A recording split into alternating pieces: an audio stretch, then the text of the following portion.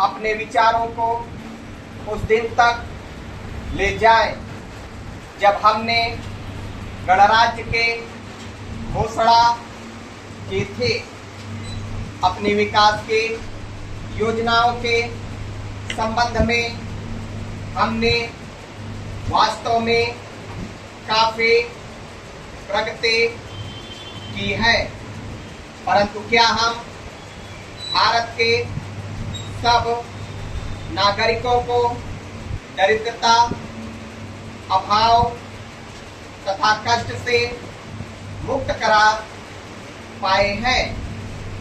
प्रकृति की शक्तियों को अपने अधीन करने और जनता के कल्याण के लिए उन्हें नियंत्रण में लाने के दिशा में भी हम आगे बढ़े हैं, किंतु हम यह नहीं बोल सकते कि कुछ महीने ही हुए हमें भारत के उत्तर पूर्वी प्रदेशों में भयानक बाढ़ का सामना करना पड़ा था, जिसके कारण यातायात के साधन छिन्न भिन्न हो गए और वहां के जनता को भारी हानि उठानी पड़ी।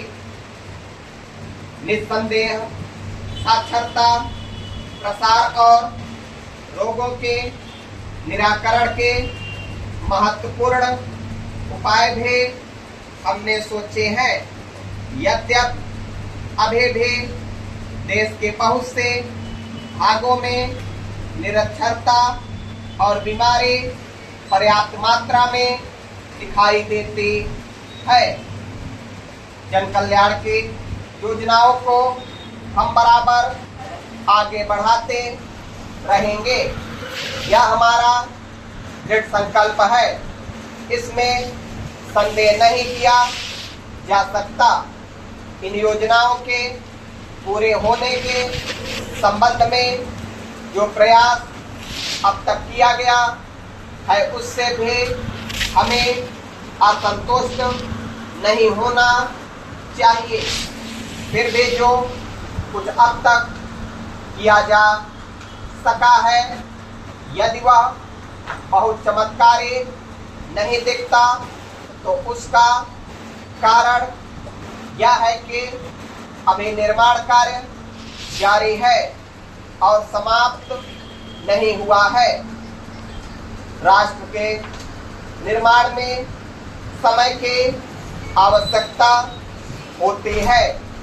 आज हमारा गणराज्य दिवस है और भारत जैसे प्राचीन राष्ट्र के इतिहास में 5-7 वर्ष की अवधि एक स्वल्प काल है।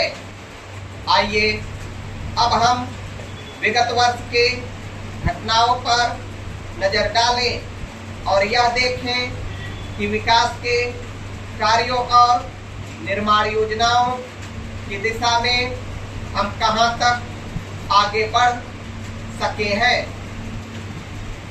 यदि मुझसे यह कहा जाए कि बीते वर्ष की घटनाओं का वर्णन मैं एक वाक्य में करूं, तो मैं कहना चाहूँगा कि संविधान में दिए गए निर्देशों के अनुसार हमने समस्त राष्ट्र के साधनों को ऐसे ढंग से जुटाना प्रारंभ कर दिया है, जिससे यह स्पष्ट हो जाता है कि भारत में कल्याणकारी राज्य के स्थापना का श्री गणेश हो चुका है।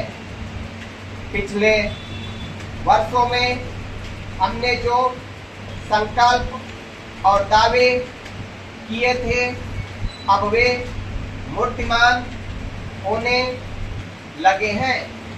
इसलिए अब यह समझना कठिन नहीं है कि राष्ट्र किधर जा रहा है और आगामी 10 या 15 वर्षों में हम किस स्थिति में होंगे। महान नदी घाटे योजनाओं पर कार्य बराबर जारी है।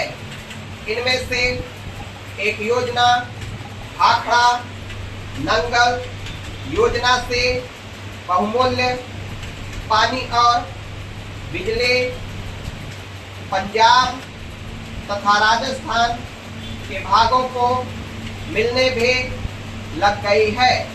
Full stop.